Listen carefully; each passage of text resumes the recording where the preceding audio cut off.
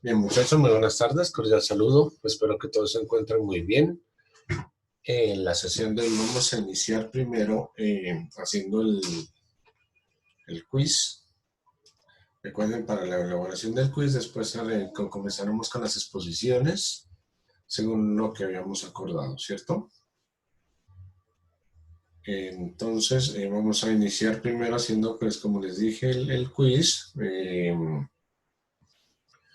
El quiz se demorará 5 minutos, son 3 preguntas, una de ellas pues está, recuerden, de pronto puede que alguna o varias estén en inglés, preguntas de selección múltiple con única respuesta, selección múltiple con múltiple respuesta o de verdadero o falso también.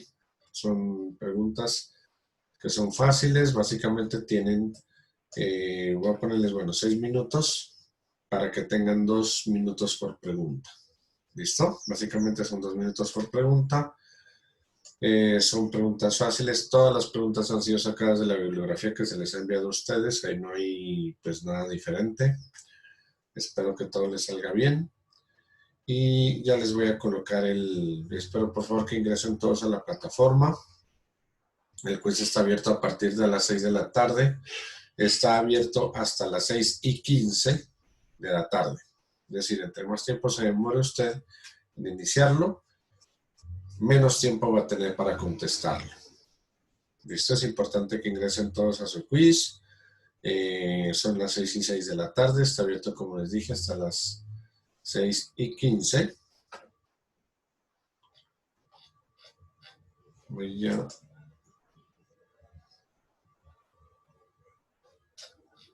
Todavía no está habilitado. Profe, Señor.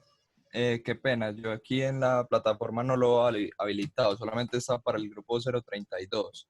Ya apareció. Acabo de habilitar. Sí, señor. Sí, ya apareció, profe, gracias. Con gusto. Y no está habilitado. Lo está habilitando. Recuerden que yo desde aquí alcanzo a ver quiénes están presentándolo, desde qué horas entran, a qué horas ingresan, a qué horas comienzan a hacerlo. ¿Listo? Entonces, por favor, recuerden ingresar y hacer todos su quiz. Espero que les vaya muy bien y en un rato ya nos conectaremos de nuevo para comenzar a hacer las exposiciones. La contraseña se las acabo de colocar en este momento en el chat. Éxitos. Con gusto.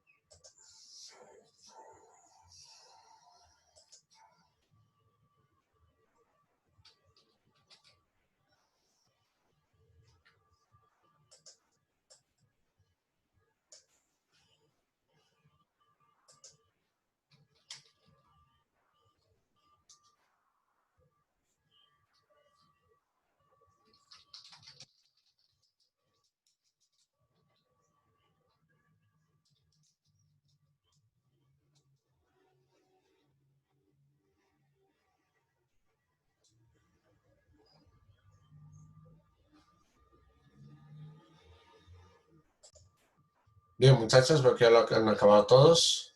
Muy bien, veo que les ha ido, pues, la mayoría muy bien. Felicitaciones. Bien, ahora, antes de comenzar las exposiciones, quisiera comentarles algo, preguntarles algo. Recuerden que la evaluación final la tenemos el jueves y quisiera, pues tenemos en el horario una hora de clase que es de 6 a 7. ¿Algunos de ustedes tienen inconvenientes de pronto? O si quieren la podemos hacer de 6 a 8 la evaluación. Pues bueno, no de 6 a 8, sino de 6 a 7:45, porque yo tengo clase a las 8 con el otro grupo. No sé qué opinen. Si quieren, pues hacer la evaluación de 6 a 7:45 el jueves. La evaluación final. Profe, por mí, Claro, perfecto. profe, sería mucho mejor. ¿Bien? Listo.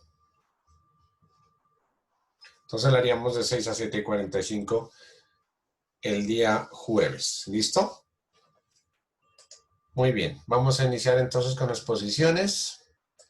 Teníamos pendiente la exposición del señor que seguía pues en el orden, tal cual como estaban establecidos, está el señor Simón Pérez con su Fix Tree. Y profe, 10. Entonces, el auditorio es todo suyo. Dejo de compartirle para que usted pueda compartir. Sí, no, espéreme. Listo, yo creo que ya puede compartir usted, entonces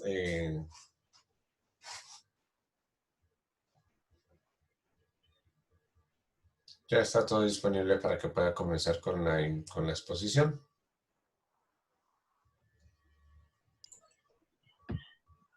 Profe, gracias. No sé si están viendo el PowerPoint. Suffix 3, dice. Listo. Buenas noches, mi nombre es Simón Pérez. A mí me correspondió la exposición del suffix tree o árbol de sufijos. Es una estructura de datos que representa los sufijos de una cadena de caracteres para realizar distintas operaciones de manera eficiente. Contiene todos los sufijos del texto dado como sus claves y posiciones en el texto y sus valores. Los árboles de sufijos permiten implementaciones rápidas de muchas operaciones importantes de cadenas. Vamos a ver un poco de su historia. El concepto fue introducido por primera vez por Weiner en el año 1973. En lugar del sufijo S, Weiner almacenaba en su tree el prefijo identificador para cada posición. Es decir, la cadena más corta a partir de I que ocurre solo una vez en S. Posteriormente, Donald Kuhn caracterizó este último como el algoritmo del año 73. Este reprodujo los resultados de Weiner en una forma más simplificada y más elegante, introduciendo el término árbol de posición. Luego, en el 76, Craig fue el primero en construir un árbol de todos los sufijos de S, aunque el sufijo que comienza en I suele ser más largo que el identificador del prefijo. Sus representaciones de ruta en un árbol comprimido no difieren del tamaño. Luego viene un Conen en el 95, que este simplificó aún más la construcción del algoritmo, ya que proporcionó la primera construcción en línea de árboles de sufijos, ahora conocidos como el algoritmo de Ukonen, con un tiempo de ejecución que coincidía con los algoritmos más rápidos. Y por último viene Farage en el 97, que dio el primer algoritmo de construcción del árbol de sufijos, que es óptimo para todos los alfabetos. Este tiene en particular, que es el primer algoritmo de tiempo lineal para cadenas extraídas de un alfabeto de enteros en un rango polinómico.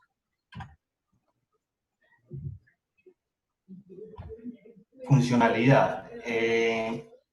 Un árbol de sufijos para una cadena S de longitud n se puede construir en un orden lineal si las letras provienen de un alfabeto de enteros en un rango polinómico.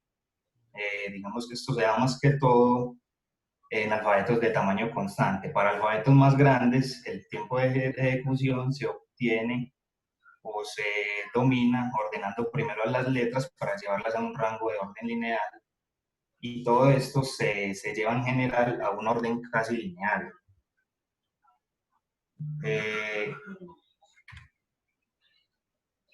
Luego vienen las implementaciones o las aplicaciones. Los árboles de sufijos se pueden usar para resolver una gran cantidad de problemas de cadenas que ocurren en la edición de texto. Búsqueda de texto libre, biología computacional y otras áreas de aplicaciones, de las cuales se destacan la búsqueda de subcadenas o substrings, búsqueda de palíndromos, Palíndromos son las palabras que se leen igual de izquierda a derecha o viceversa. Encontrar patrones de concurrencia. Recordemos que un patrón de concurrencia es un patrón de diseño de software que solo ejecuta una opción sobre un objeto cuando el objeto está en un estado particular. Un ejemplo simple para esto es cuando un objeto lee un archivo y proporciona métodos para acceder al contenido del archivo. Cuando el archivo no está abierto y se intenta llamar a un objeto, el objeto por lo general rechaza la petición. También tenemos la búsqueda de patrones de ADN, esto se da más que todo en la bioinformática y la comprensión de datos. Una opción importante al hacer una implementación de árbol de sufijo es la relación padre-hijo entre los nodos. La más común es la llamada listas de hermanos, donde cada nodo tiene un puntero a su primer hijo y al siguiente nodo de la lista del hijo que forma parte. Otras implementaciones con propiedades de tiempo de ejecución más eficientes utilizan mapas hash y matrices ordenadas o no ordenadas. Bien, ¿cómo se construye un suffix tree? Entonces, primero, generar todos los sufijos de un texto dado. Y segundo, considerar todos los sufijos como palabras individuales y posteriormente construir el árbol comprimido. Entonces, para este pequeño ejemplo, consideramos una palabra, banana, donde el slash que vemos en la imagen con el 0 es el carácter que indica la terminación de la cadena. Y los siguientes son los sufijos de la cadena banana. Si consideramos todos los sufijos anteriores como palabras individuales y construimos el árbol, obtenemos lo siguiente. Pues aquí en la imagen podemos ver el árbol construido en nodos individuales de la palabra banana. Si unimos las cadenas de nodos individuales, obtenemos el siguiente árbol comprimido, que es el árbol de sufijos para el texto dado, tal como lo podemos ver en la imagen. ¿Y cómo funcionaría la búsqueda de la subcadena presente en el texto? Esta debe ser un preview de uno de todos los sufijos posibles. Es decir, me voy a tratar de explicar pues, por lo que pude consultar pues, de la exposición. Si la primera letra de la cadena coincide con la siguiente, esta sería un patrón, tal como lo podemos ver en el árbol, en la parte que está más oscura. Podemos ver que en el árbol se encontró una subcadena del texto banana, en donde dice na, y donde termina con el enlace y el 0. Esto como parte teórica. Ahora les voy a mostrar un algoritmo construido en el lenguaje de programación C++, que más o menos refleja lo que acabo de contarles. Entonces vemos aquí la clase sufijo, más abajo tenemos la clase nodo, y aquí estaría pues todo el cuerpo del programa. Como pueden ver es algo extenso, y este sería el resultado del árbol de sufijos comprimido del texto banana. Pues aquí podemos ver que el algoritmo separa cada sufijo, lo comprime, y por último tiene, digamos, un extra donde nos pregunta si queremos validar el árbol. Esto como para saber cuántas hojas tiene o cuántas ramas tiene. Entonces aquí nos dice que tiene 7 hojas y 10 ramas. Esto sería todo, profe.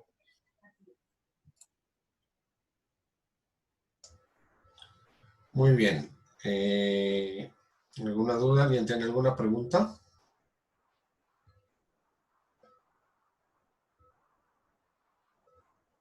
Bien, como tú lo dijiste, ¿no? El funcionamiento de este tipo de árboles básicamente se ven mucho en las aplicaciones informáticas. Buena pues, explicación, buena implementación. Ese uso de tiempo igual fue pues, bastante corto. En la codificación de pronto sí, pues hubiese sido un poco más interesante que dijeras pues de pronto de qué se trata en profundidad, ¿no? El algoritmo. Pero bien, pues, no tengo más observación, no tengo más dudas. ¿Alguien tiene alguna duda, alguna pregunta? Si no la hay, bueno, continuaríamos entonces con Santiago Pierneda Hernández, Iván Sánchez con árboles AVL. Buenas noches, profe. Buenas noches. Yo voy a presentar la exposición solo porque el compañero canceló. Ok, vale, listo. Listo, si quiere me da compartir pantalla, profe. Sí, adelante. Puede compartir, por favor.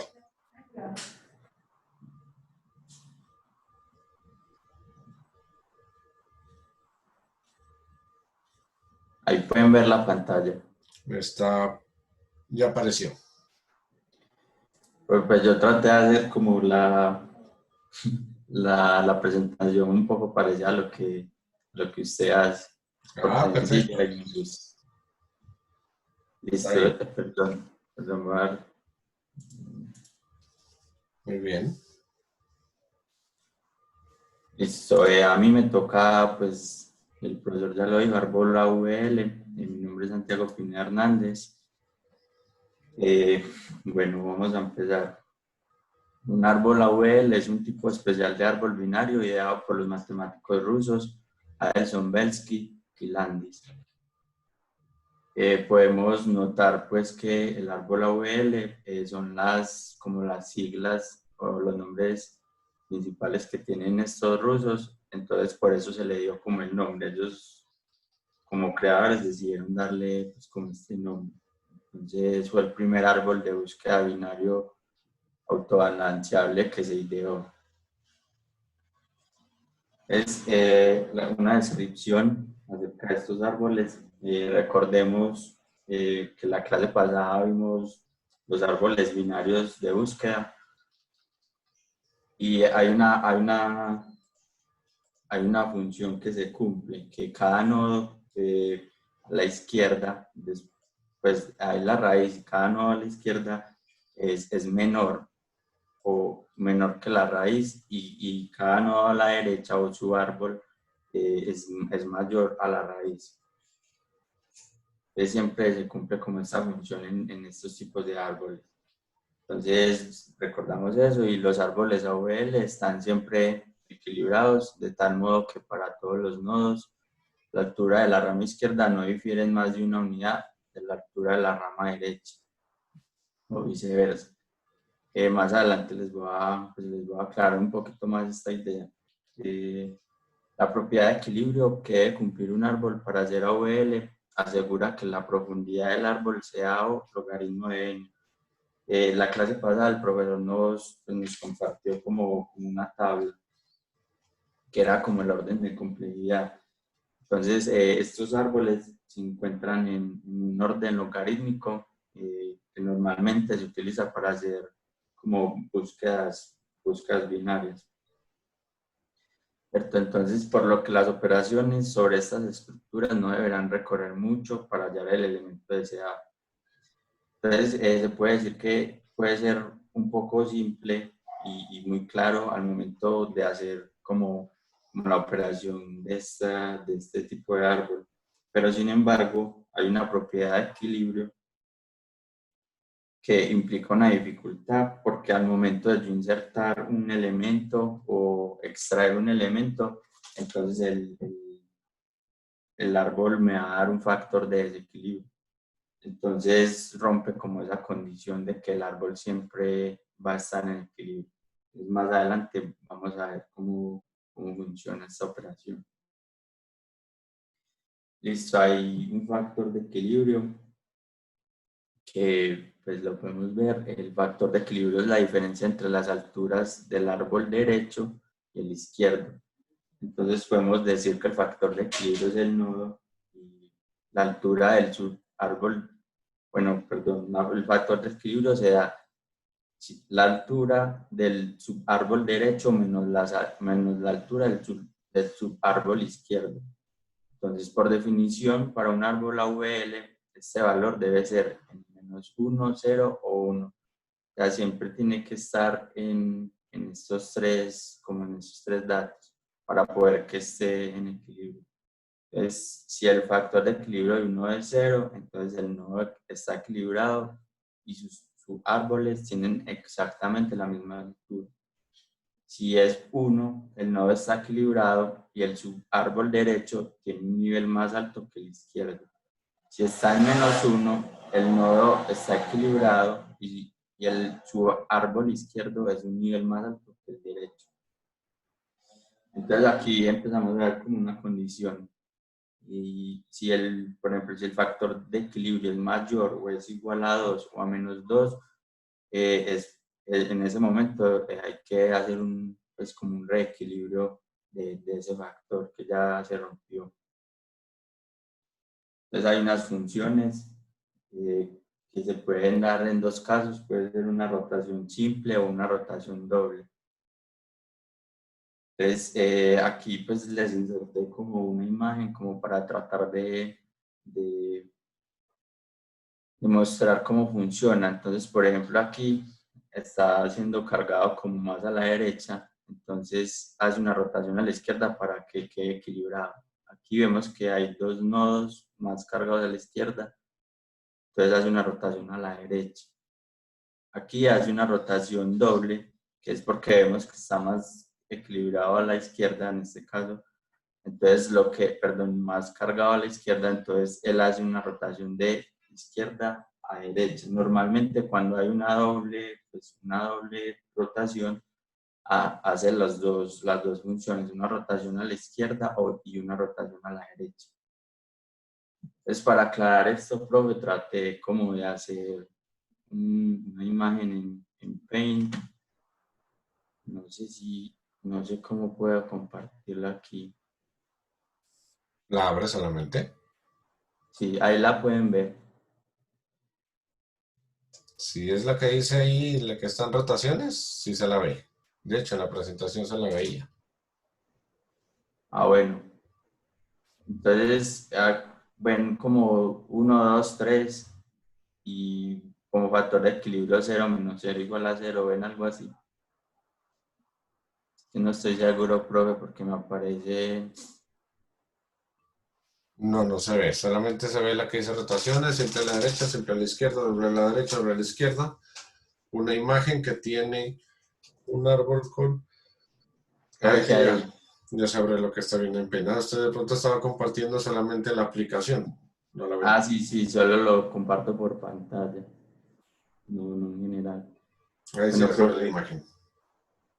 aquí pues esto es una rotación simple derecha. Aquí se ve cómo hacerlo de una manera muy práctica.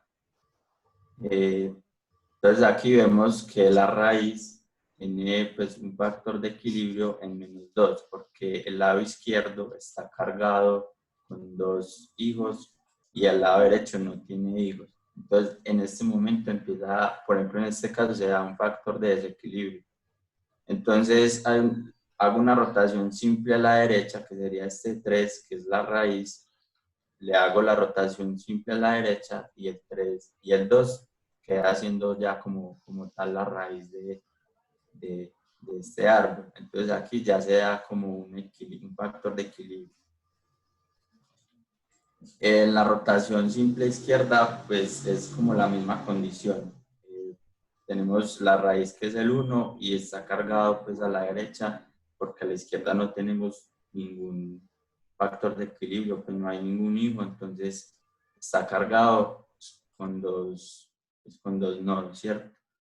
Entonces lo mismo, hacemos una rotación simple a la izquierda del 1 y ya el 2 pasaría a ser como la raíz. Entonces aquí ya entra pues como un poquito ya más de dificultad. Y es que, por ejemplo, ya aquí hay más datos, ¿cierto? Entonces, en este momento el factor de equilibrio de este 15, que es la raíz, se puede decir que está en 0, porque tiene 3 higos a la izquierda y tiene 3 higos a la derecha. ¿Sí? Pero si nos paramos en el dato 20, tiene un factor de equilibrio A2. ¿Por qué A2? Porque aquí a la izquierda este no tiene higos y este a la derecha tiene higos. Entonces, este me suma 1, este me suma 1, que me da un total de 2. Y por este lado no tengo nada, entonces es 0. Entonces, 2 menos 0 me carga 2. Entonces, hacemos una rotación. Aquí la rotación se hace, este 25 que está aquí hace una rotación a la derecha y quedaría como en este caso. Y este 30 bajaría a ser el hijo de este 25. Entonces aquí podemos notar de que esta condición sigue igual, pues la raíz sigue en 0, tiene los mismos 3 higos a cada lado, pero si nos paramos acá sigue la misma condición, que el 20 tiene 2 higos a la derecha y ninguno a la izquierda. Entonces, lo que se hace aquí en este caso es que este 25 hace una rotación a la izquierda y pasaría a ser como el nuevo padre. Y este 20, por ser menor que el 25, pasa al lado de la izquierda. ¿Sí? Recuerden que al principio les decía que todos los árboles, perdón, todos los números menores que la raíz pasan a la izquierda. Vemos que el 5 es menor que el 15. Pero que el 10 es mayor que el 5. Entonces, si es mayor el hijo a la derecha, si es menor a la izquierda. Pues aquí sí hay una rotación doble a la derecha, pero tiene la función de los dos. Da una rotación a la izquierda y después da una rotación a la derecha. Y lo mismo pasa con la rotación doble a la izquierda. Entonces, aquí tenemos los datos, que digamos que están de una manera desordenada. Y vemos que este 5 tiene cargados higos a la izquierda, pero no tiene higos a la derecha. Entonces aquí hacemos como una rotación. Este 4 que estaba aquí pasa a rotar, hace una rotación a la izquierda y pasarías aquí como a este centro, porque es menor, el 3 es menor, entonces él hace como el procedimiento de que es menor, entonces a la izquierda. Y aquí ya una operación, pero la condición sigue igual, ¿sí? Entonces, como hicimos una rotación simple, la condición sigue igual, debemos hacer otra rotación doble. Ya este 4, pues pasaría a ser la raíz, porque este 5 hace una rotación a la derecha y ya en este modo queda como equilibrado. Entonces, esas son las condiciones de las rotaciones. Volvamos a la presentación. Ahí la ven, ¿cierto? Listo. Entonces, hay una inserción. Antes de dar como los pasos, quiero recordarles pues que en el árbol AVL pues se hace una inserción muy parecida a un árbol de búsqueda binario que está como en desequilibrio. Entonces, la idea de esto es que la inserción o en los pasos, el momento de yo insertar un elemento, él me busca o el mismo programa trata de buscar si hay alguna parte donde está desequilibrado y lo organiza. Entonces, los pasos son como tal esos. Entonces, el primero es buscar hasta encontrar la posición de inserción o modificación. Después inserta el nuevo nodo con el factor de equilibrio. Y después hace desandar el camino de búsqueda, verificando el equilibrio de los nodos y reequilibrando si es necesario. Entonces, cada vez que yo hago una inserción, él va a buscar, pues, si hay un nodo que, pues, donde iría, de acuerdo si es mayor o si es menor. y me lo inserta, pero ya después de haber insertado, él busca si hay una condición de desequilibrio, lo reequilibra. Más adelante tengo como un ejemplo práctico de cómo se da esta inserción. Una extracción, pues dice así, trae consigo una disminución de la altura de la rama donde se extrajo y tendrá como efecto un cambio en el factor de equilibrio del nodo padre de la rama en cuestión, pudiendo necesitarse una rotación. Entonces aquí, pues en la extracción puede ser necesaria varias operaciones de restauración del equilibrio, como pasa en la inserción, ¿sí? Entonces, él me elimina un elemento, pero al momento de eliminar, él me va verificando de que no se vaya dando una condición de desequilibrio. Entonces, al momento de yo eliminar un elemento, el programa debería correr y buscarme como si hay un factor de desequilibrio y organizarme para que vuelva a estar como en la condición que debe estar el árbol OBL. Entonces aquí hay como un ejemplo práctico. El profesor pues, alguna vez nos mostró como tal esta función. Entonces aquí pues, vamos a ver cómo se inserta y cómo podemos eliminar. Entonces yo lo voy a hacer pues 7 números del 1 al 7. Entonces aquí inserta el primero. Pues como no hay más datos, esa empezaría siendo como la raíz. Ya después yo inserto el segundo número como el mayor, entonces él trata de llevármelo como a la derecha.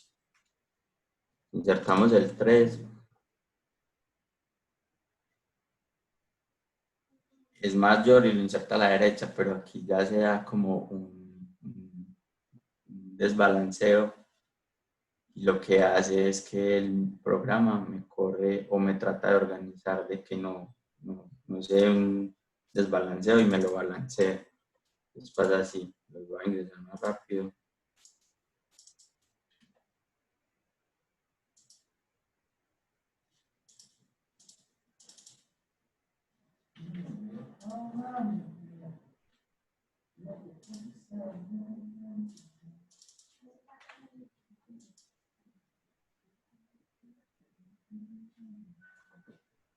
Y entonces él como tal hace como la búsqueda pues del número, trata de insertarlo. Si es mayor a la derecha o a la izquierda, hace el procedimiento si está desequilibrado y trata de mantenerlo siempre en equilibrio.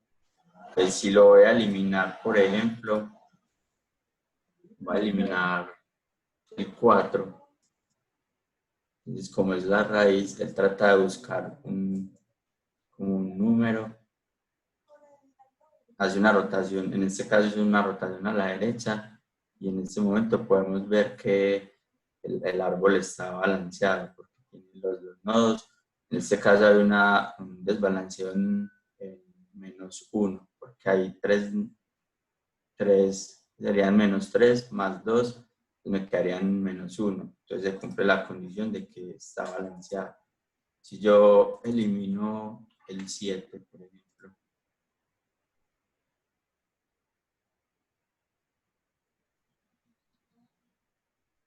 vemos que elimina el dato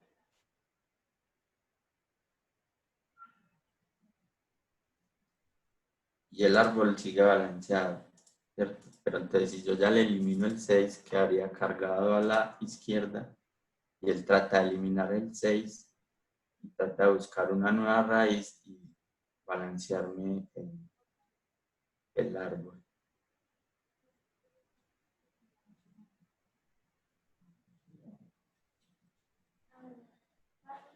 Listo, profe, aquí pues encontré este código en Hits4Hits. La verdad es muy básico, pues como tal el código. Solo tiene una función de insertar. Entonces aquí está la clase pues como nodo del árbol. inicia el iniciador y en 0 y en izquierdo apuntan al anon, el tamaño inicia en 1. Entonces creamos la clase del árbol y está como la inserción del dato de la raíz y eso es como una llave, pero en realidad sería como el nodo. Entonces él trata como de buscarme, si no hay pues si no hay una raíz, entonces él me inserta un número y al momento de yo empezar a insertar, él empieza como a hacer aquí la rotación.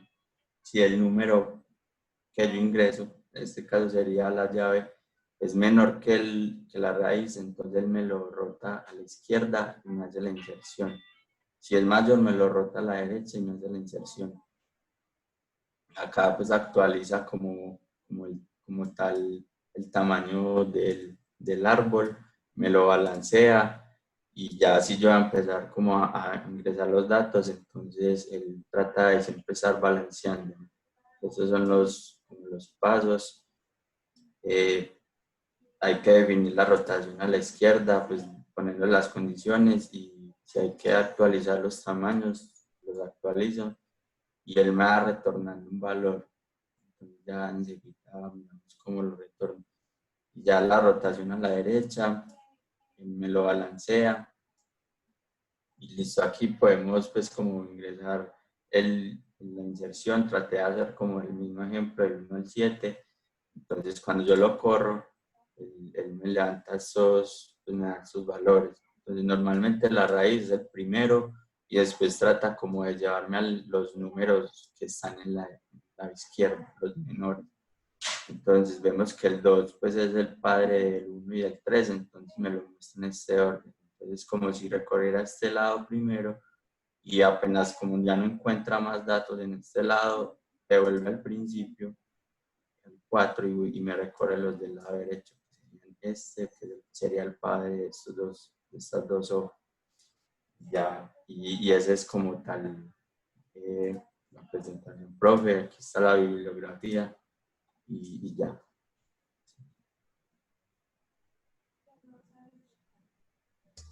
Muy bien, muchas gracias.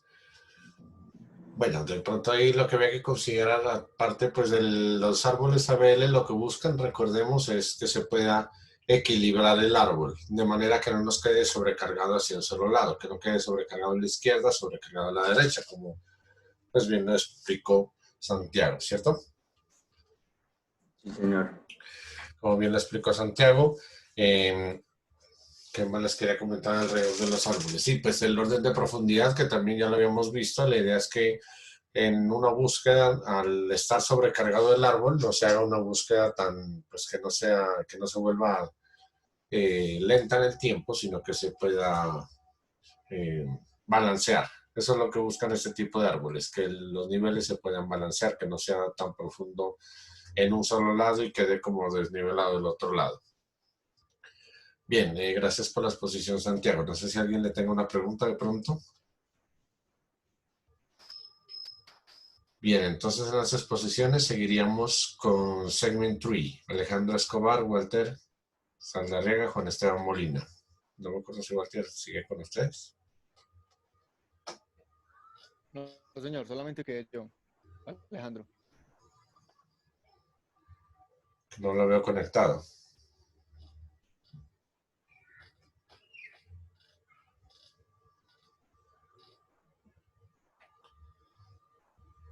Bueno, ¿están viendo pantalla? Sí, por supuesto. Listo. Buenas noches a todos, profesor, Buenas noches. compañeros. Me tocó el Segment 3 y este computador se daña. Listo.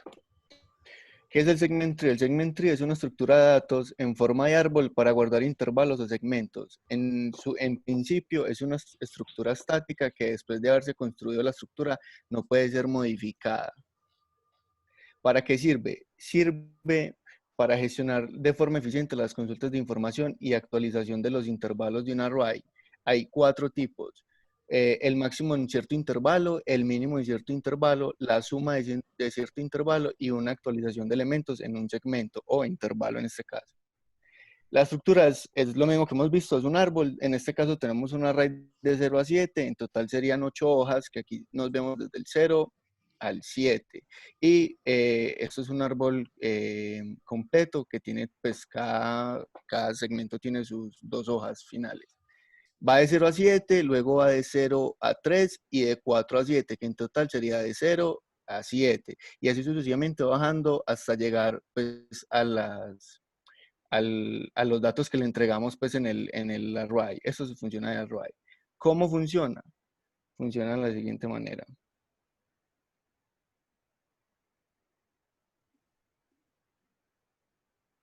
Ahí está.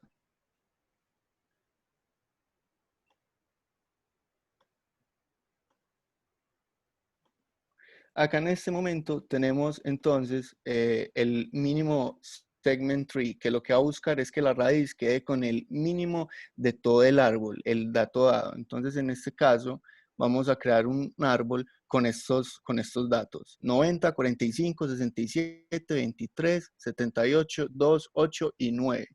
Si le damos crear, se van a dar cuenta que ninguno en este momento tiene datos. Entonces, ¿qué es lo que sucede? ¿Cómo funciona? Él lo que va a empezar a hacer es que va a poner los datos que nosotros le ingresamos en las hojas. Como ya sabemos, pues las hojas son los últimos nodos. Entonces empieza el 90 y el 45. Como estamos utilizando el mínimo, el 90 y el 45, el mínimo es el 45. Entonces en el índice 0,1 va a poner el 45. Y así sucesivamente va al 67 y el 23.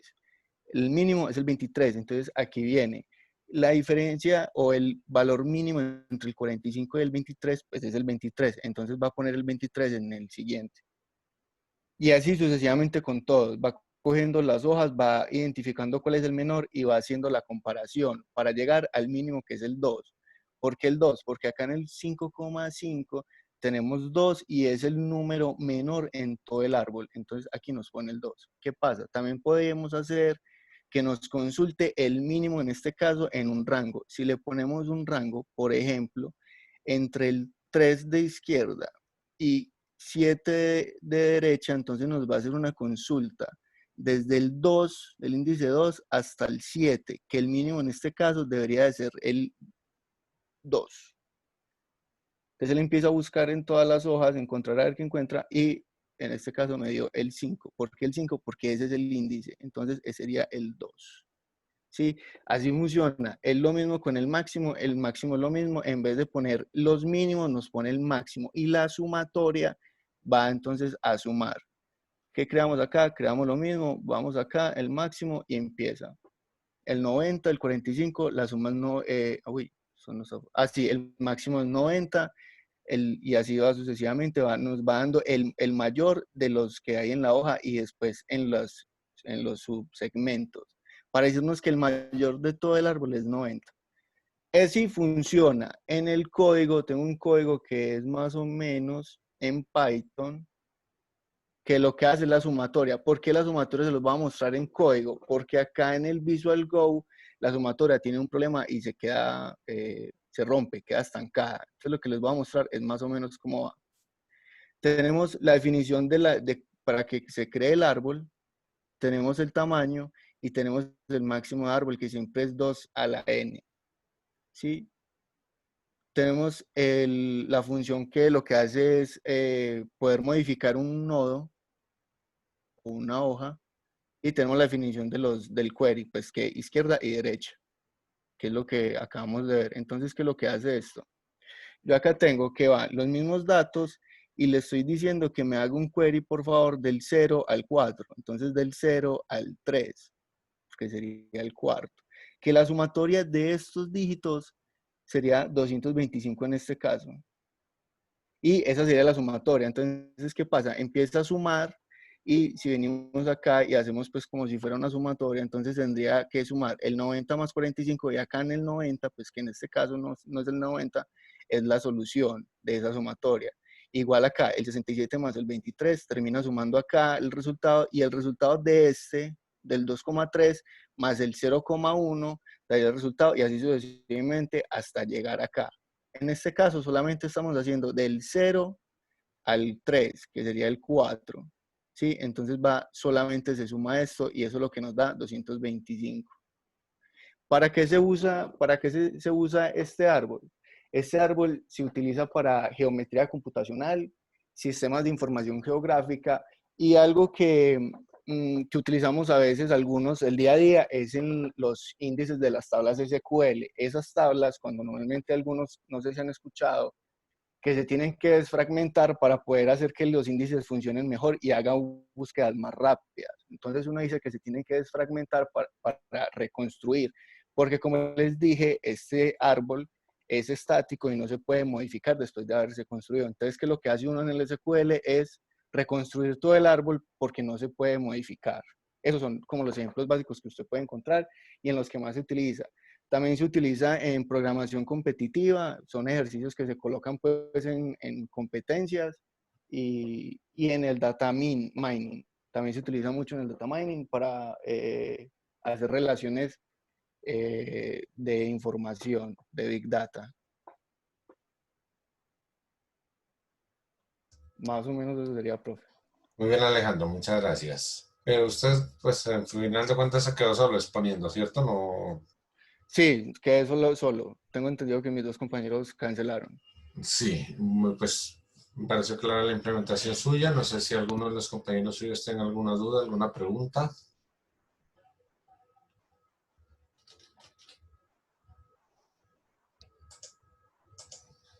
Bien, veo que no. Pues me imagino que está todo muy bien claro para todos, ¿cierto? Entonces, bien, Alejandro, le agradezco mucho. Listo, gracias. A usted, gracias. Seguiríamos con el algoritmo de Dijkstra, del señor Deraín, Julián, Juan Pablo y Fernando Montoya. Buenas, profe. ¿Qué más? Buenas, ¿Cómo están? gracias. ¿Cómo han estado ustedes? Bien, gracias a Dios. Me alegra Bueno, mucho. profe, aquí el compañero, creo que es Juan Pablo, el que va a presentar las diapositivas. Ya empezaría él, luego yo, y al final Derain va a presentar, pues, va a dar un ejemplo de cómo funcionaría el algoritmo como tal. Bueno, Ahí me alcanzan a ver la pantalla, ¿cierto? Sí, Pues señor. las Aplicaciones. diapositivas. como el docente ya había dicho, No, bueno, somos era Juan aquí. Pablo Betancourt, Alejandro Derain Julián y mi persona, Luis Fernando Montoya. Y le vamos a exponer el algoritmo de Dijkstra. Entonces ya los dejo con Juan Pablo. Perfecto. Listo. Bueno, primero que todo, buenas noches, compañeros, profesor. Buenas noches. Entonces, bueno, para empezar, vamos a describir más o menos qué es el algoritmo de Dijkstra. El algoritmo de Dijkstra es también llamado como el algoritmo de caminos mínimos. Es un algoritmo para la determinación del camino más corto dado de un vértice origen al resto de vértices en un grafo con pesos de cada arista. Su nombre se refiere más que todo a su creador, Edsger Dijkstra, quien lo describió por primera vez en 1959. La idea principal de este algoritmo consiste en ir explorando cada uno de los caminos. Por ejemplo, tenemos el mapa de Medellín, digamos. Entonces, él va un punto central que, digamos, puede ser la universidad, y él va determinando los caminos más, digamos, más rápidos para llegar hasta el punto central.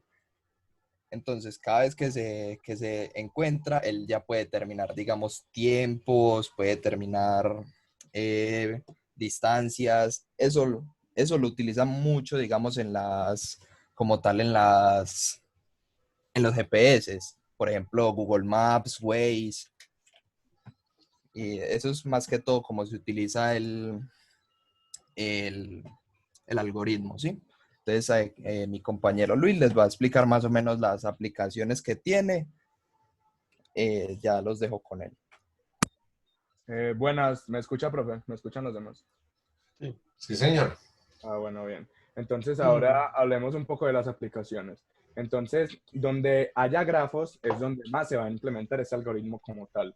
Es necesario conocer el camino de menor costo entre dos vértices dados. Cuando hablamos de costo, pues no necesariamente monetario, sino como digamos, donde sea más óptimo el proceso como tal. Entonces, ahora les voy a presentar un pequeño ejemplo de por ejemplo, la distribución de productos a una red en establecimientos comerciales. Y el otro camino sería como la distribución de mails, pues, pero mails físicos, de correos postales. Entonces, el problema del camino más corto es un vértice, lo cual consistiría en determinar el camino como tal.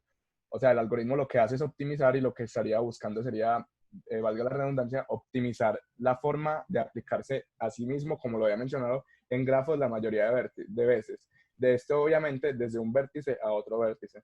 El costo, hablando de optimización, de un camino es la suma de los otros costos, por ejemplo, digamos que los pesos en las aristas de los arcos que las conforman.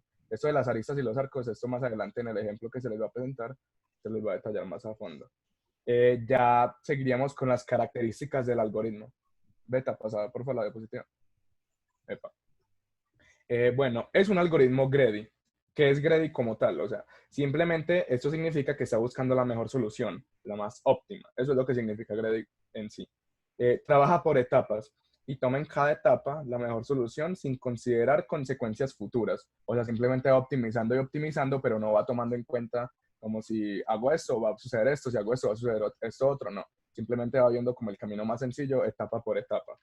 Y es óptimo teniendo en cuenta que es encontrado en una etapa que puede modificarse posteriormente, si es que surge una solución mejor, lo que significa que si va, digamos que obviamente optimizando, digamos que son 10 etapas, y va en la quinta y en la quinta ve que hay una solución mejor o que simplemente ya digamos que se embaló, digamos lo que en palabras castigas por decirlo así, entonces se puede buscar una solución sin que se afecte el proceso anterior.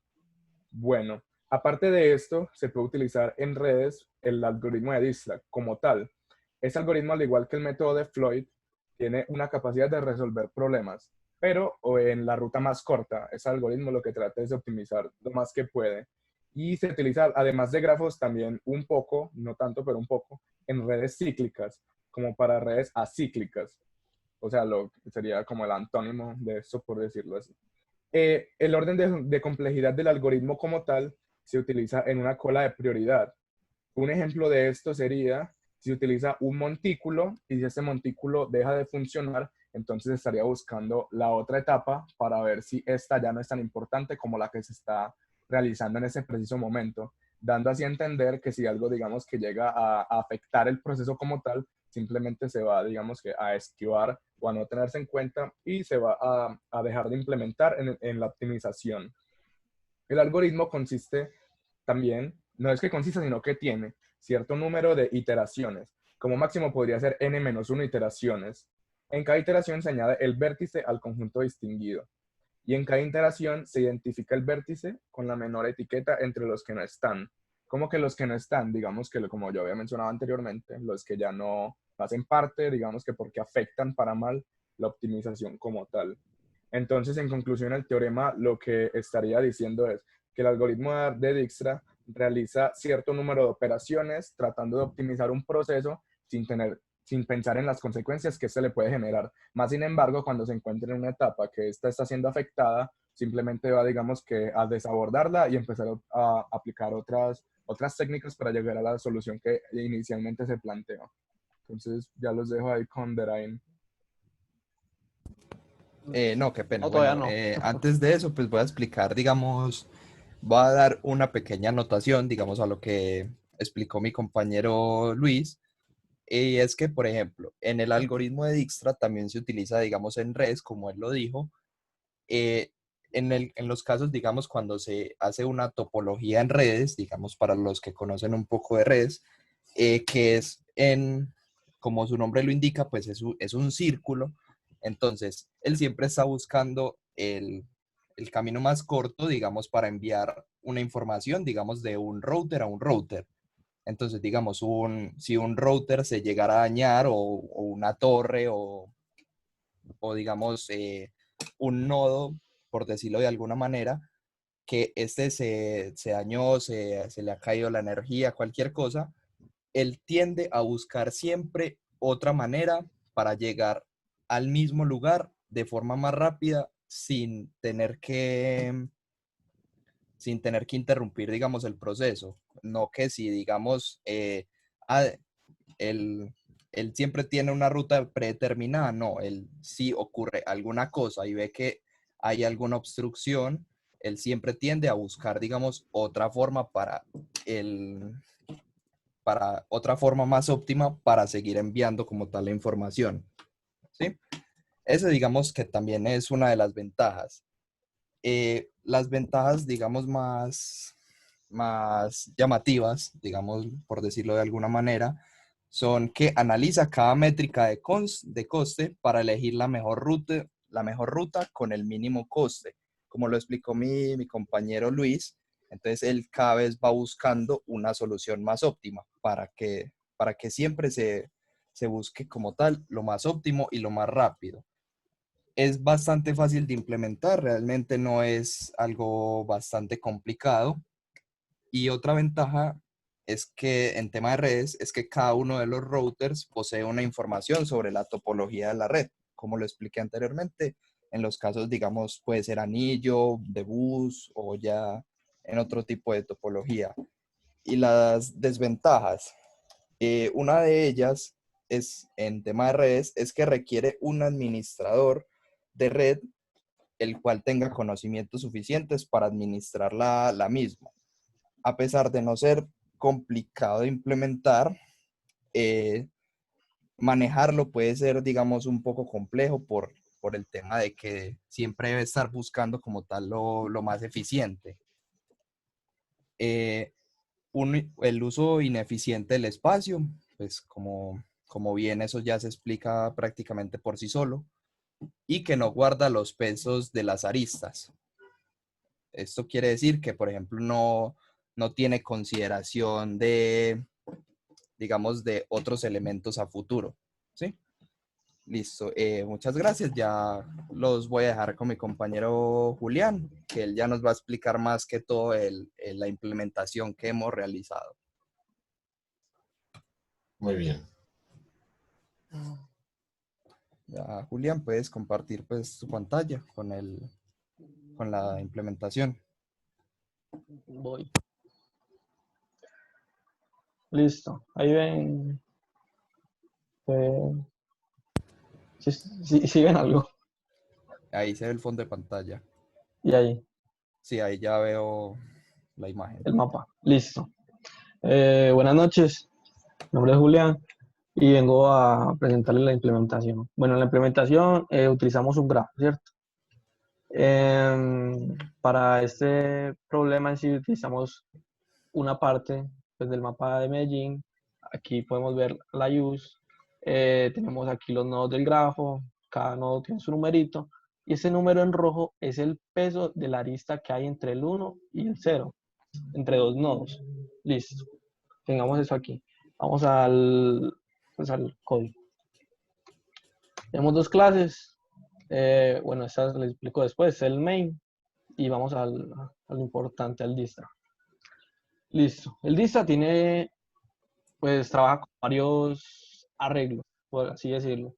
Tiene una matriz de costos donde están los costos de entre arista y arista. Digo, entre el costo de la arista, entre nodo y nodo. Un vector último donde guarda el último nodo antes de llegar a su destino.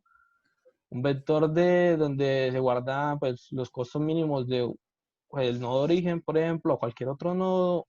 Un vector booleano donde va marcando qué nodo se ha visitado. S, que es el origen, y N, que es el número de vértices.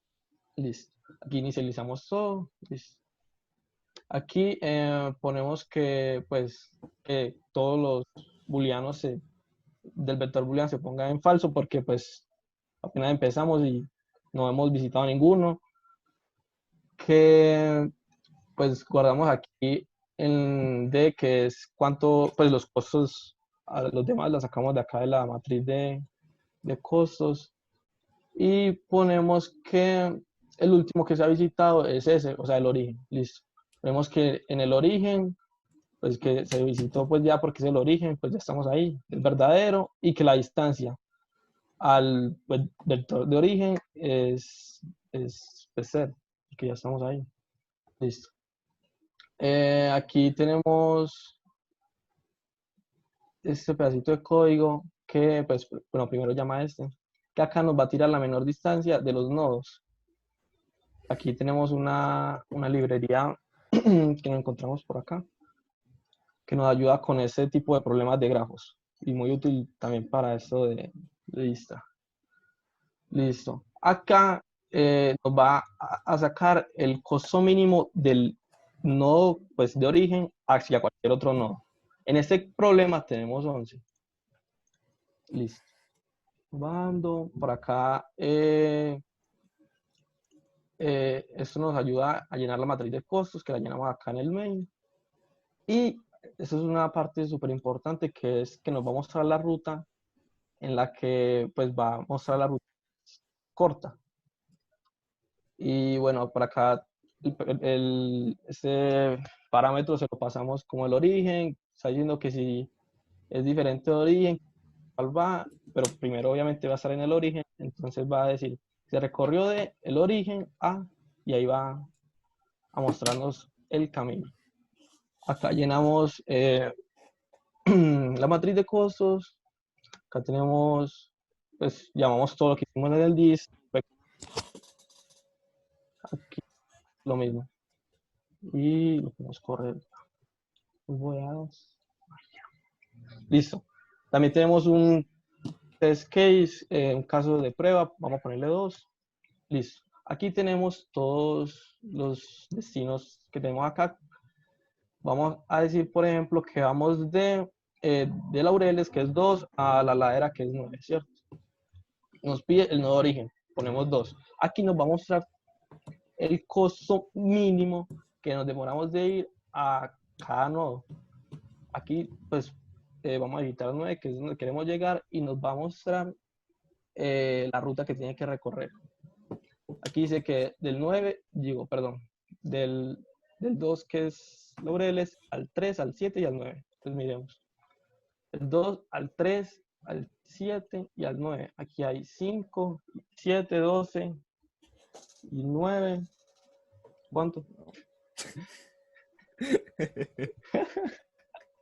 21. 21. Y miremos otra. Bueno, por acá es la misma. Si nos vamos por acá abajo.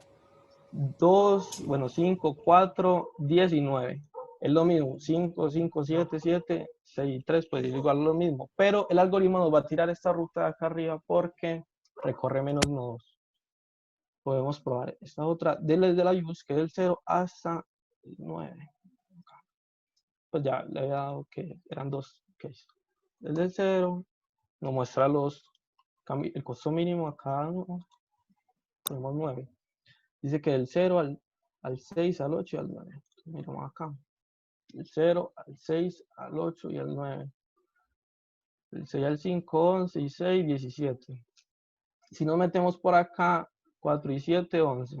Y 9, pues ya, obviamente es mayor. Y si nos vamos por acá, ni hablar. Y ya, eso sería todo.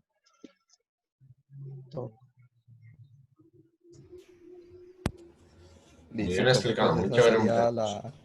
¿Sí? No, que ya esa sería como tal toda la exposición.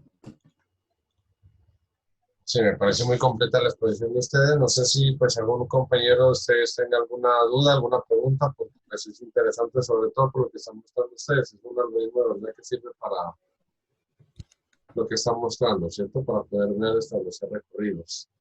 Sí, los de Google Maps, esos deben tener más optimizado que Sí, los Sí, locales. pero es que, por ejemplo, el Google Maps utiliza más que todo esto, ya pues con tiempos, ya eso con imagen satelital, pues igualmente más, Pues más completo, pero claro, sí, sí, es más que esa es la idea. igual las De variables. igual forma utilizan ellos redes cíclicas. Pues sí, son ciclos de movimiento lo que utilizan. Sí, muchachos, muy bien. Pues parece muy completa su exposición. Gracias, felicitaciones. Listo, profe, muchas Gracias, gracias. profe. Un gusto, muchachos. Seguiríamos con el señor Alberto Torres en emparejamiento de grafos. Sí, señor. Profe, ¿Ya? bueno, yo hice como el mejor esfuerzo con la exposición. Hay cosas que a mí aún en sí no me quedan como muy claras. Yo estoy investigando a pesar de todo. No encontré como definiciones más claras de las que tengo para esto. También le pido ayuda, por favor, en algunas cosas que no logré terminar de entender. Adelante, por favor.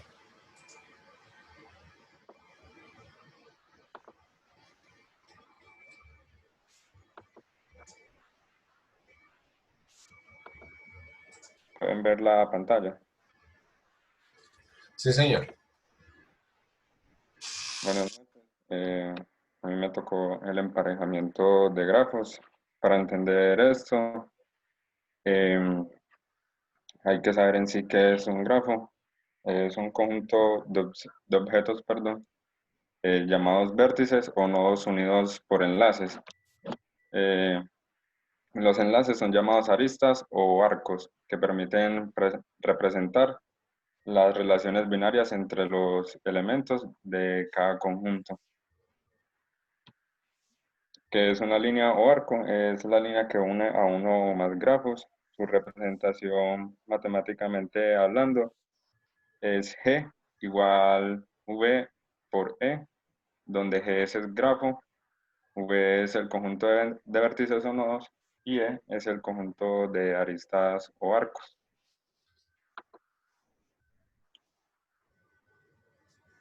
El emparejamiento de un grafo está conformado por un conjunto de aristas independientes, es decir, que no tienen ningún vértice en común con ninguna otra. Existen tipos de emparejamiento, que son tres. Uno es el máximo, que contiene el número máximo de las posibles aristas. Pueden ser muchos apareamientos máximos. El número de emparejamiento de un grafo es del mismo tamaño del emparejamiento. El emparejamiento maximal es el emparejamiento donde un grafo M, con la propiedad que si alguna arista que no pertenece a dicho grafo, se debe añadir o se puede añadir.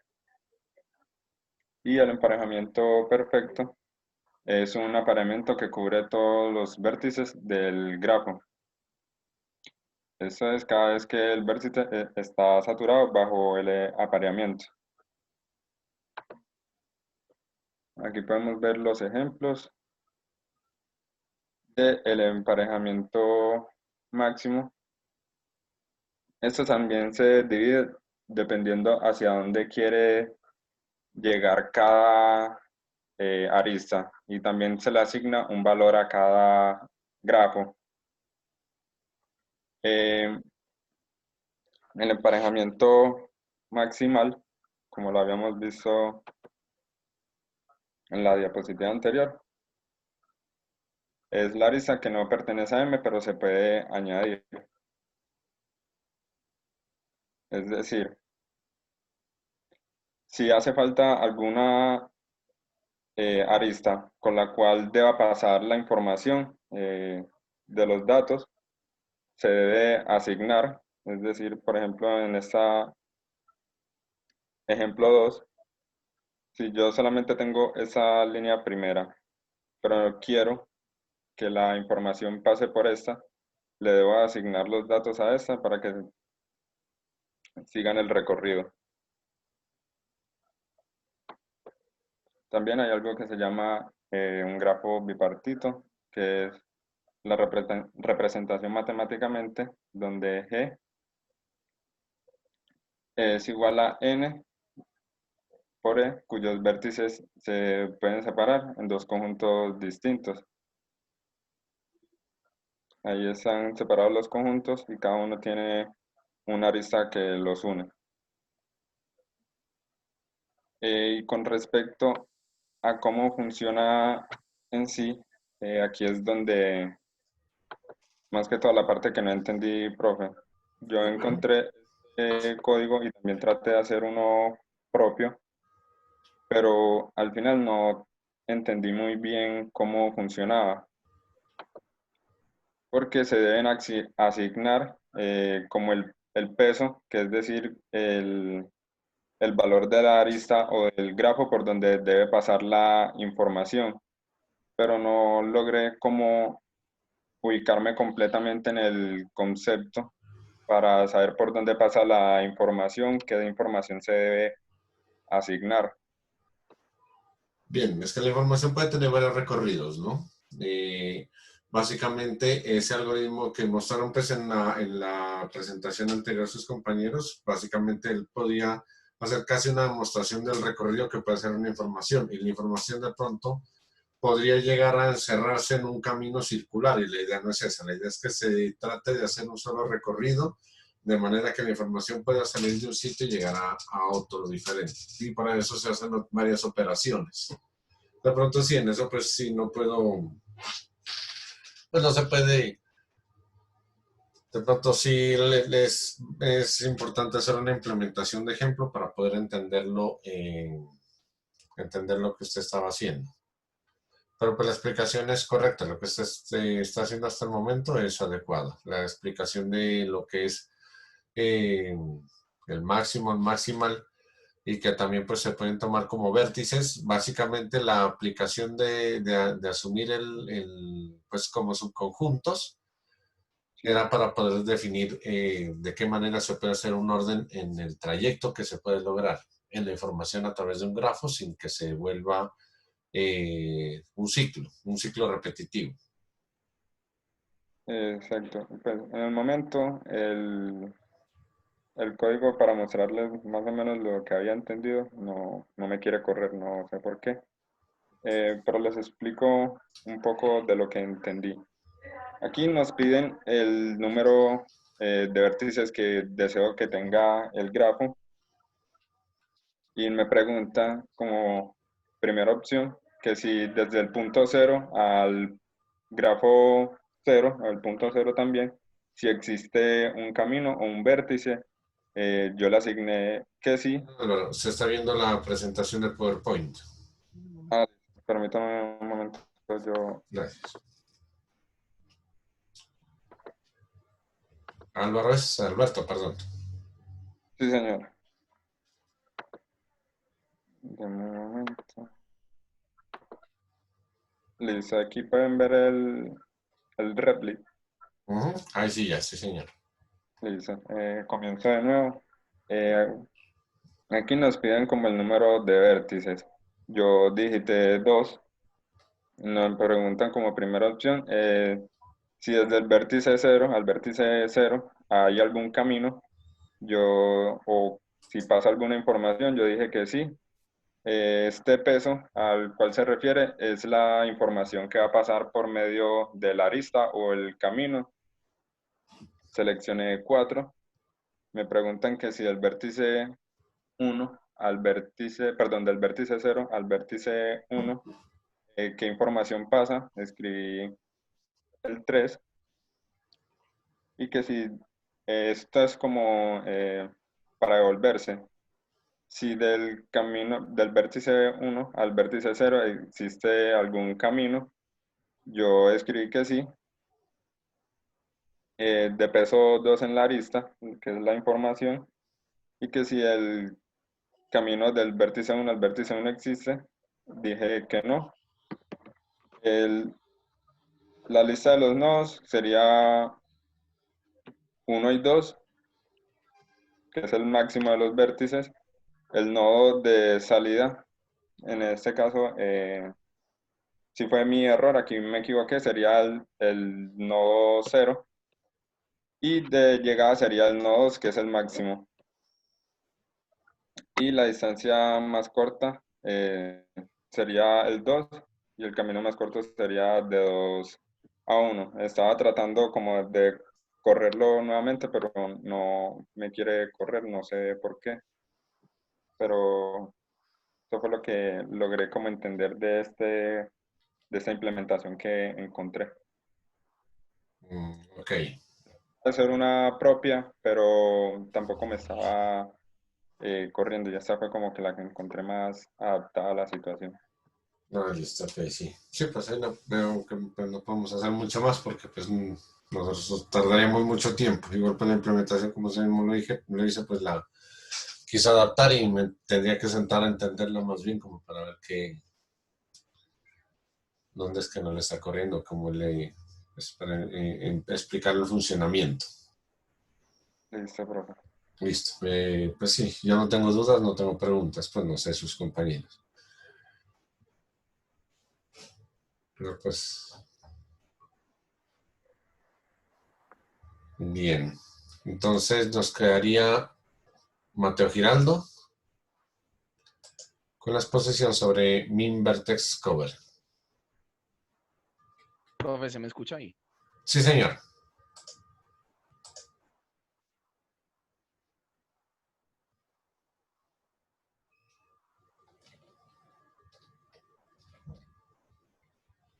Profe, estoy intentando.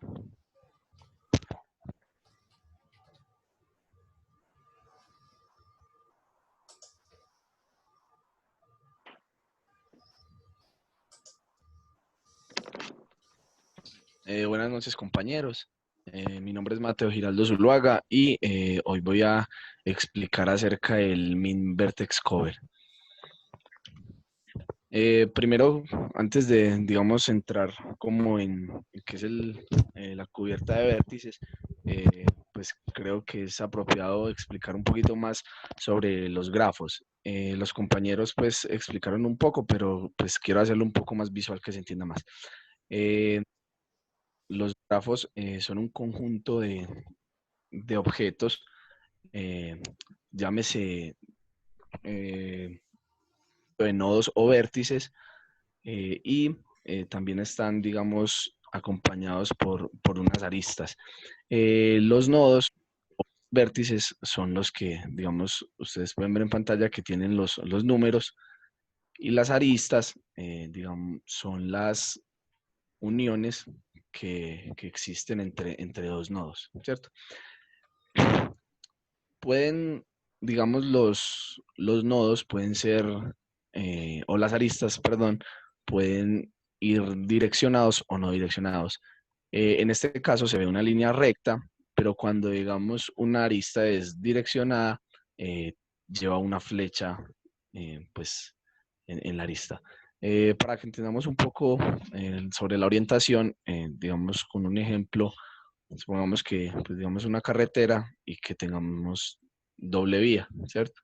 Yo me puedo ir por aquí y puedo regresar, pues, por este lado, ¿cierto? Pero, digamos, cuando una arista, un nodo es direccionado, entonces es como si hubiese una carretera de una sola vía, ¿cierto? Yo me puedo ir por aquí, pero no puedo volver por esta misma porque, digamos, se llamaría contravía. Y eso mismo pasa con los nodos y pues, los grafos. Digamos, en este ejemplo, el 4 puede ir al 5, más el 5 no puede volver al 4, ¿cierto? Y la línea recta, como le dije anteriormente, representa, digamos, las dos direcciones.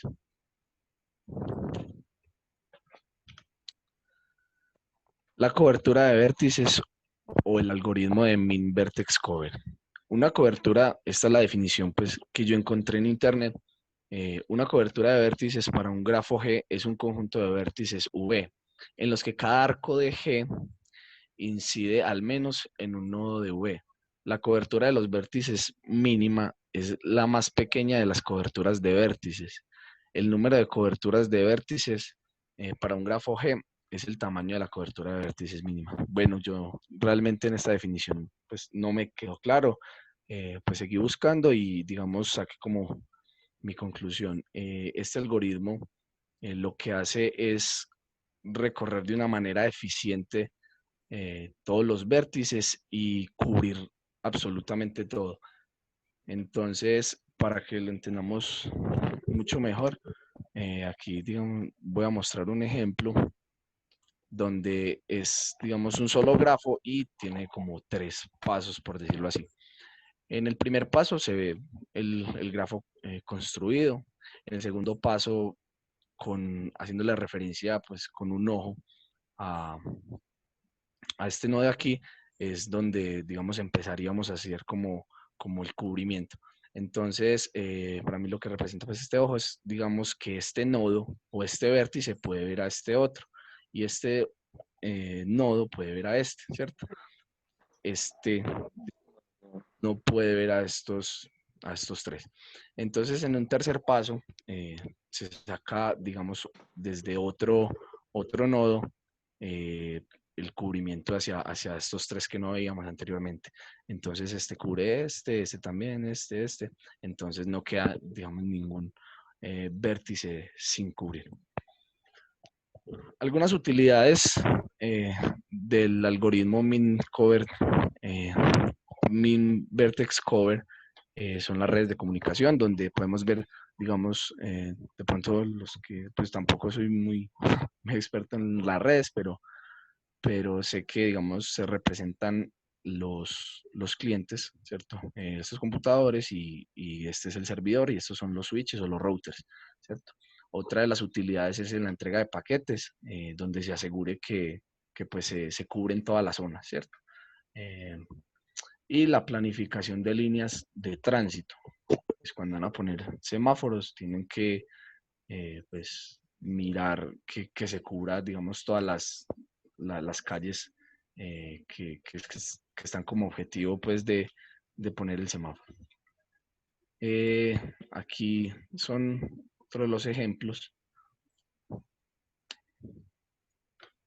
donde, digamos, empezamos por uno de estos nodos, por cualquiera de esos nodos o vértices. Supongamos que empezamos por el vértice que tiene el 3. Entonces, miramos que el 3 puede conectar OB al nodo 5. Entonces, digamos, lo chuleamos el 3 al 4, el 3 al 2, el 3 al 1, ¿cierto? Aquí, digamos que el 4 puede ver al 5, puede ver al 6 y puede ver al 2, ¿cierto? Digamos que acá también puede ver al 3, pero como ya estaba chuleado, no hay necesidad de ponerlo otra vez. Desde aquí, desde el 2, este 2 puede ver al 1 y puede ver al 3 y puede ver al 4 y puede ver al 6. Entonces, como podemos ver, todos los vértices están cubiertos. En este otro ejemplo, empecemos por el 3, puede ver al 2, al 5, al 6, al 7, el 5 puede ver al 2, al 6 y el 1 puede ver al 2 y puede ver al 4. Entonces también, como vemos, se cubrieron todos los vértices. Entonces esto es en lo que consiste el algoritmo, de manera más eficiente, pues que se haga de forma automática digamos, la cubierta de todos estos vértices. Voy a mostrar el algoritmo implementado. Aquí está, digamos, un primer ejercicio. Aquí dibujan el grafo y aquí se dice que el tamaño mínimo de la cobertura de vértices es 2. Entonces yo lo saqué pues aquí en Paint para mostrarles. Entonces, por ejemplo, si empezamos desde el 2, está el 4, está el 3. Si vamos al 1, puede ver al 3, al 5 y al 6, ¿cierto?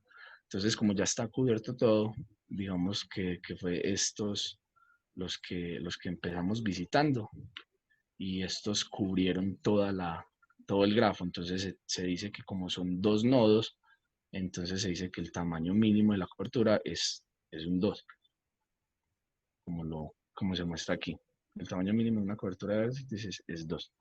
Y asimismo con este segundo ejercicio, empezamos por el 3, ve al 1, ve al 2, ve al 5. El 2 puede ver al 1, puede ver al 4, al 3 también. El 4 al 5 y el 4 al 6. Entonces, cierto que primero visitamos este, segundo este, tercero este. Entonces se diría que el tamaño mínimo sería un 3. Y pues es tal cual como lo tenemos aquí. Entonces, la verdad busqué pues intenté entender este algoritmo. Digamos que empezando por aquí, por estos símbolos que pues, no sé a qué significa, pues como para empezar a entender todo el algoritmo. Pero lo que sí sé es que lo recorre como si fuese una matriz. Y, por ejemplo, en esta función donde se dice que se inserte el edge, que pues es en inglés arista, recibe dos parámetros, que el uno creo que es el número de aristas y el otro es a qué vértice le corresponde. Entonces, eso es todo, compañeros. Muy bien, muchas gracias, Mateo. No sé si alguien tenga alguna duda, alguna apreciación al respecto. Gracias por la exposición, muy buena exposición. Yo creo que ya hemos terminado con las exposiciones por ahora, ¿cierto? ¿O alguien me falta?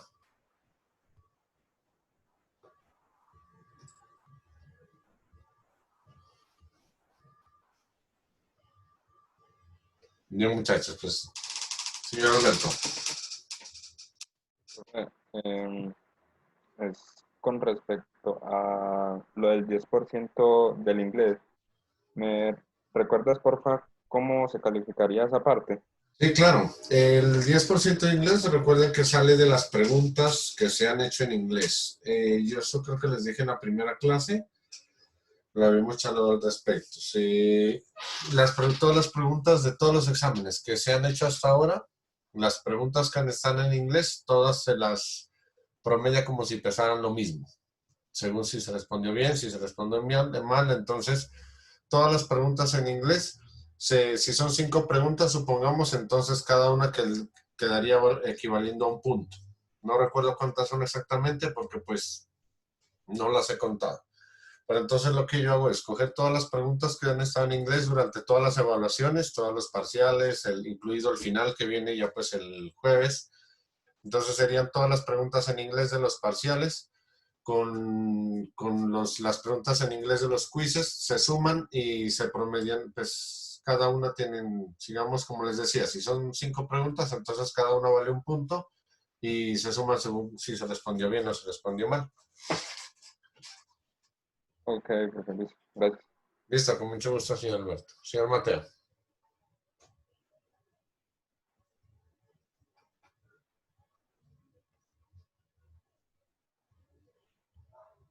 Pensé que iba a decir algo. Listo, muchachos, bien. De pronto, pues, lastimosamente por esta situación de la pandemia no pudimos avanzar más.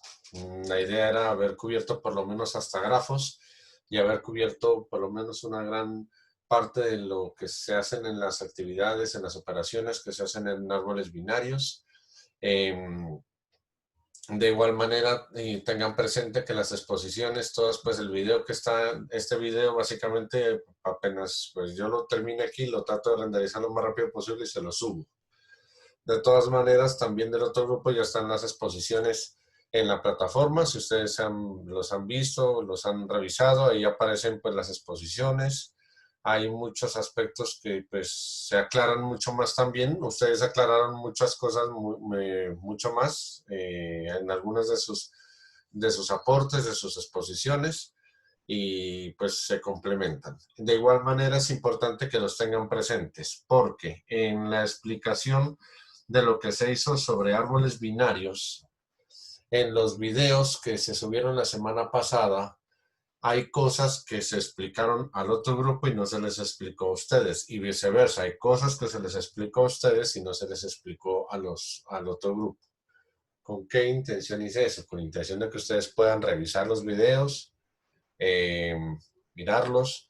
Básicamente esas explicaciones no pasan de 45 minutos, no son clases extensas como esta, que se va prácticamente casi hora y media o un poco, pues un poco más, sino que esas son videos como de 45 o 50 minutos cada uno. Entonces la idea es que miren los videos porque hay cosas, como les dije, que se revisan en un video y no sé, pues de pronto que no se las alcancé a decir a ustedes. De todas maneras, es importante que los tengan presentes. ¿Listo?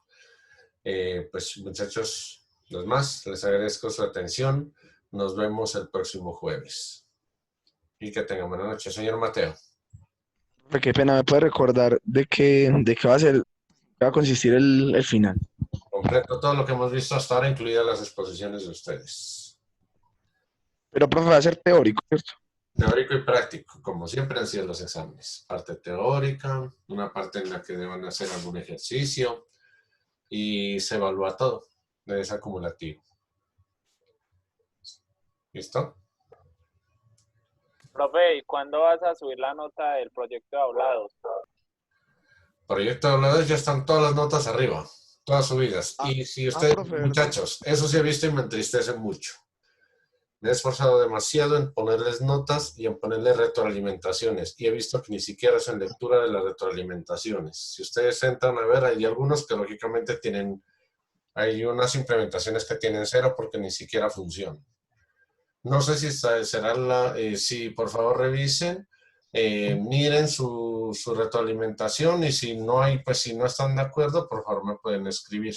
Me escriben por la plataforma. Pero lean, por favor, muchachos. Por eso me demoro tanto en calificarles. Veo primero que no hayan hecho copias, veo que hayan hecho unas estructuras adecuadas, veo que no hayan bajado cosas de internet y me doy el tiempo para ponerles a ustedes una retroalimentación, pues, que sea clara en cada una de las, de ponerles una apreciación. Por favor, miremoslos. ¿Listo? ¿Alguna otra apreciación, señor Darain? Profe, una pregunta. Tenemos que subir la exposición. ¿Señor? Tenemos que subir la exposición. Sí, claro, importante. Recuerden que deben subir el material porque eso es parte de la validación, de la valoración. En la parte de aspectos generales tienen el espacio para material de las exposiciones y deben incluirlo ahí, por favor. La implementación también. También, claro. Sí, señor. Listo. ¿Hay alguna otra duda, alguna otra pregunta?